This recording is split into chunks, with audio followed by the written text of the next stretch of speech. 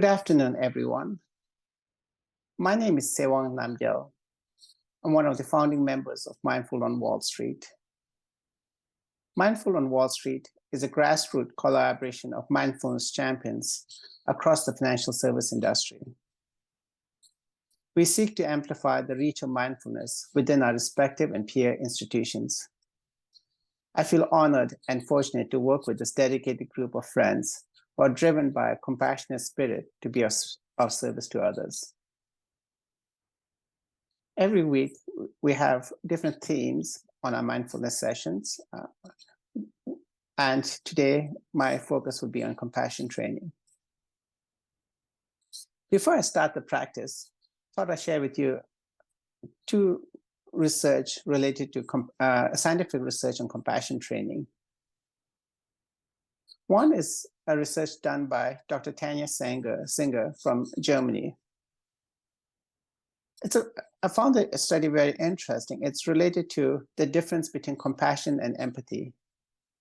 Many times, these words are used interchangeably. But she's, on her research, found there's a distinct changes in the brains, whether we're empathetic or compassionate. Empathy is when we feel the suffering of someone, or when you just put ourselves in someone else's shoes. Observing the brain scans, she found that the same parts of the brain that the person who suffers and the person who's empathetic, it lights up. However, when someone generates compassion, not only feels that other person's pain, but wants to actually alleviate that other person's suffering, then that person, the parts of the brain that is more, that is a pain part instead of it, actually the more the pleasant part of the brain, parts of the brain that is connected with social connections, nurturing, that part of the brain lights up. So in other words, that person can feel the suffering, but doesn't become the suffering, basically.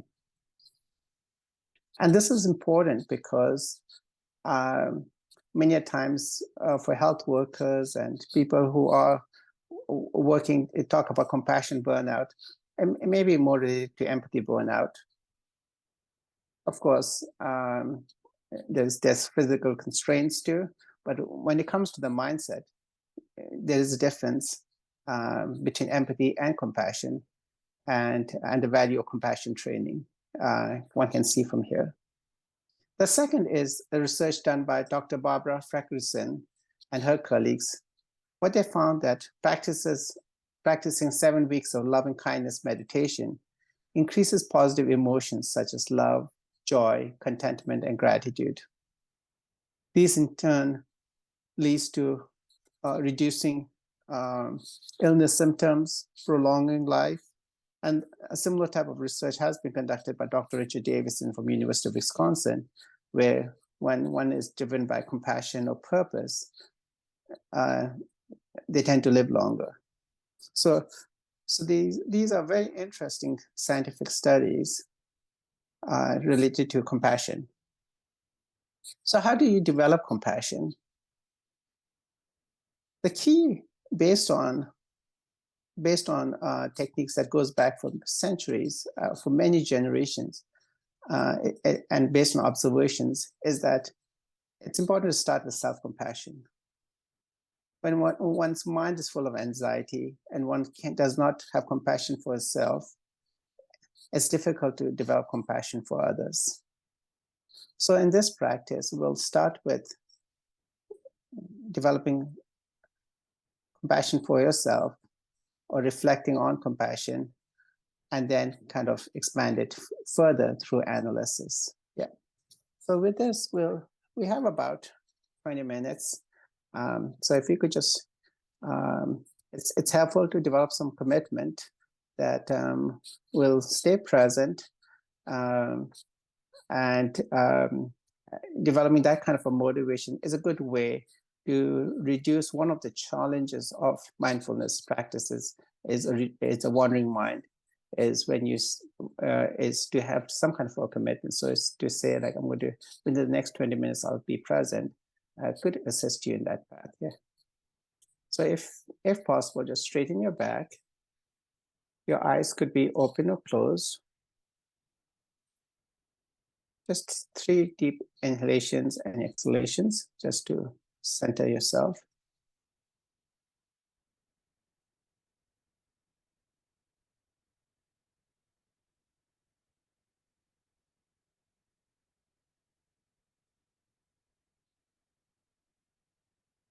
So now, if you could just relax your toes, relax your feet, relax your knees, your thigh, your buttock, your back, your shoulders, your neck, your head, your ears, your eyes, your nose.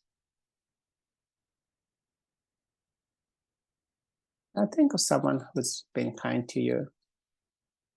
It could be your teacher, a mentor, your parents. Just think of the specific acts of kindness.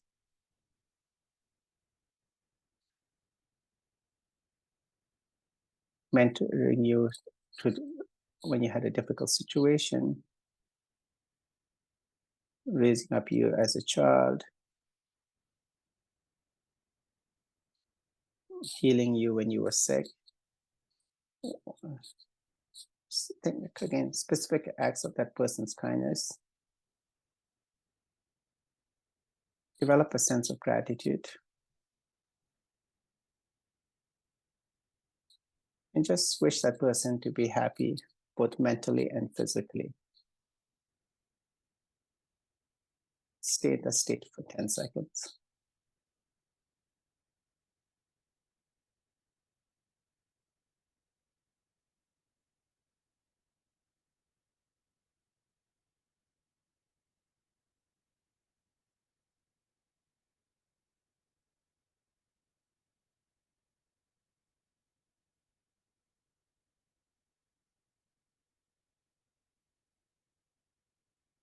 The emotion you generate when you want someone to be happy, it's love.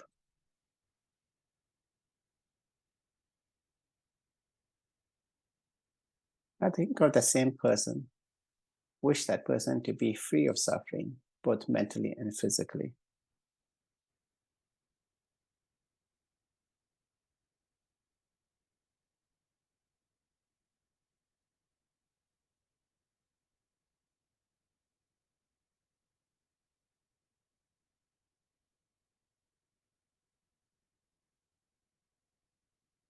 The emotion you generate when you want others to be free of suffering is compassion.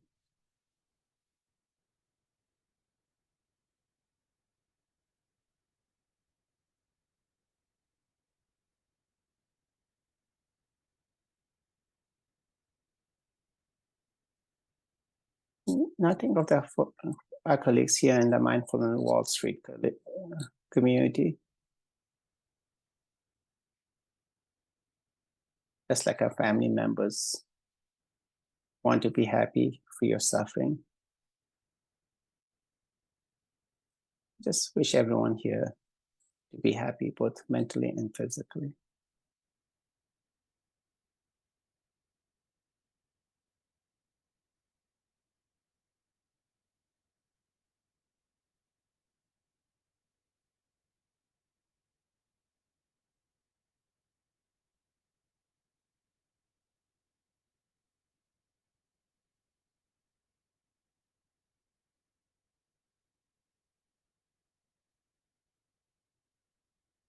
Just wish everyone here to be free of suffering, both mentally and physically.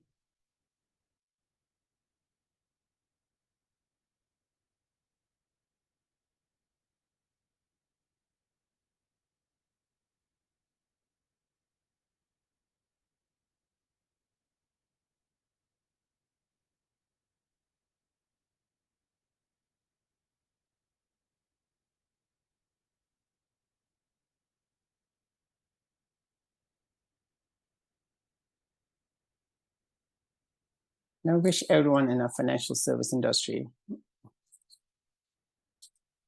to be happy both mentally and physically.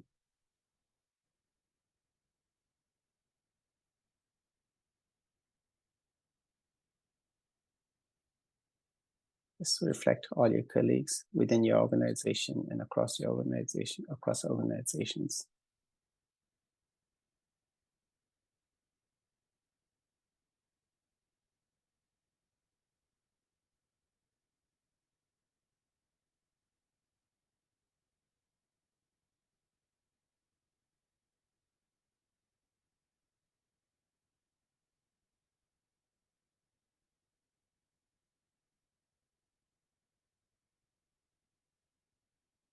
I wish everyone across our financial service industry to be free of suffering, both mentally and physically.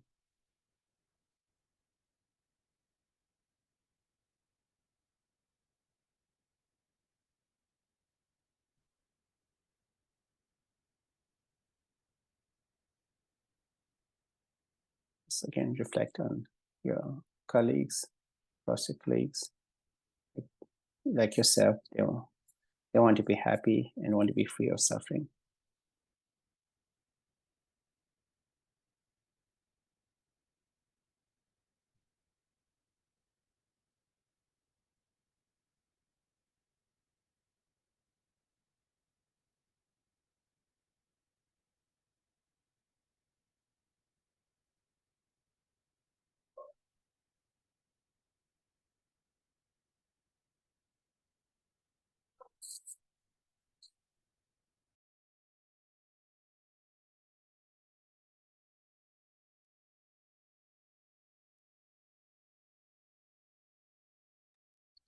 I wish everyone in our world to be happy, both mentally and physically.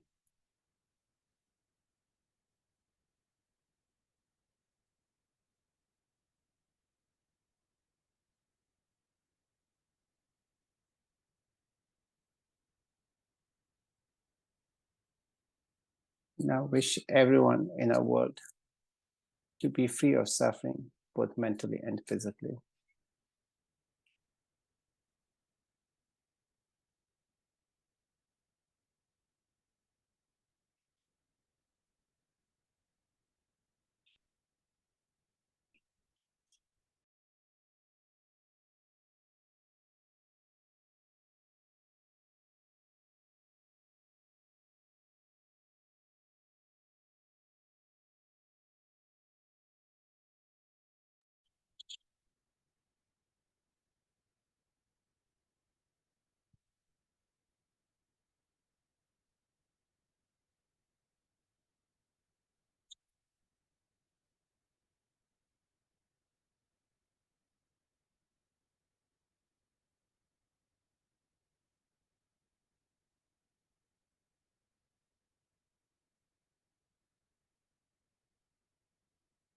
Now reflect all, all sentient beings, wish all sentient beings to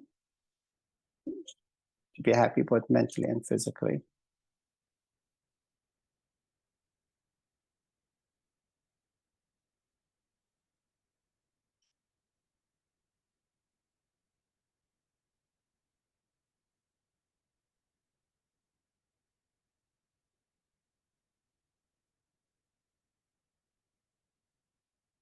Reflect all sentient beings to be free of suffering, both mentally and physically.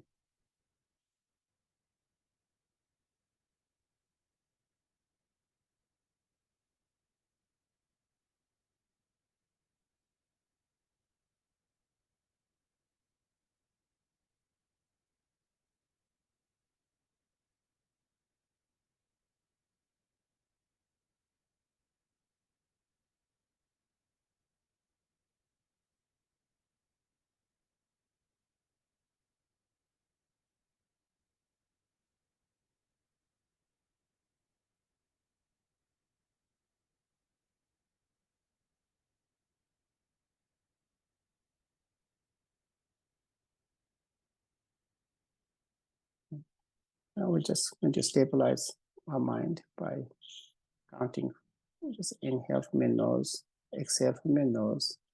Just count from 50 to 1. If you see your mind wandering, just count a little bit faster. Yeah.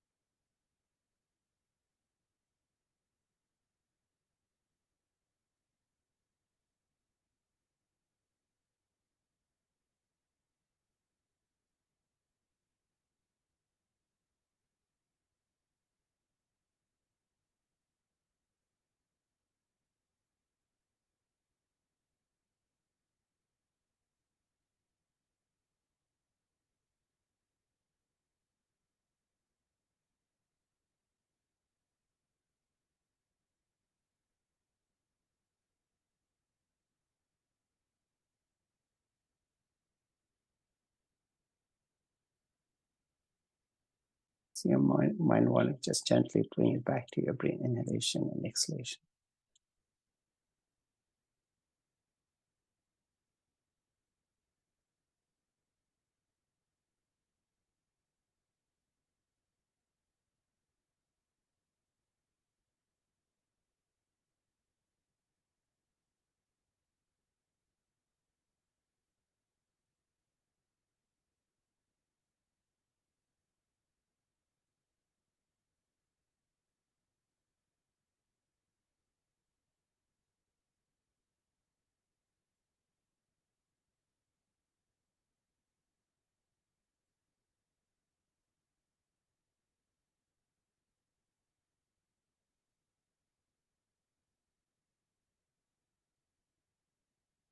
Okay.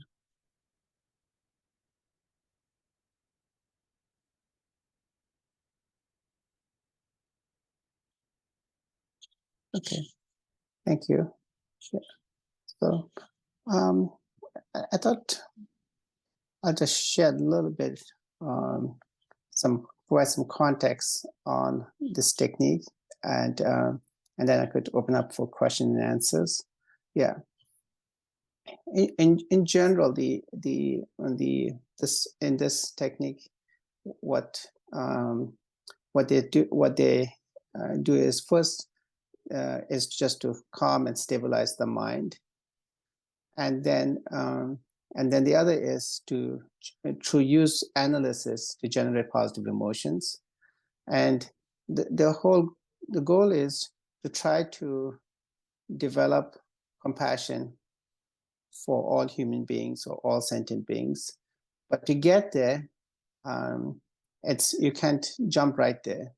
So you first start within yourself, developing self-compassion, and then kind of expanding it to your friends and family, or to those you closely can relate to. It could be a mindful on Wall Street community, and then it could be a financial service industry, and then expanding it further.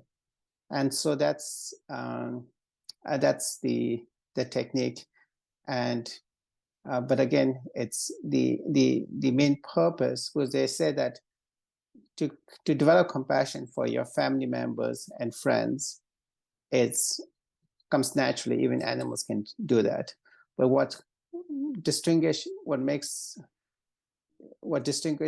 human ability is our intelligence and the ability to use analysis and to be able to expand it further. Yeah. So I just wanted to share a little bit background on that technique. Yeah. Yeah. So for our next upcoming fireside chat, I'm very happy to let you know that on this Thursday, James Fisher, the CEO and president of MUFG Fund Services, will be doing our fireside chat.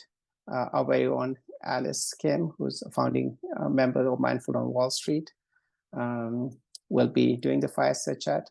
Alice is from Morgan Stanley, and so it'll be great to, Alice is a practitioner, a lot of experience on Wall Street. I think it's going to be a very interesting and engaging conversation. So if you haven't registered, I do recommend it. Yeah, and we continue to have our weekly sessions coming up every Mondays at 5. So continue to join us. Yeah.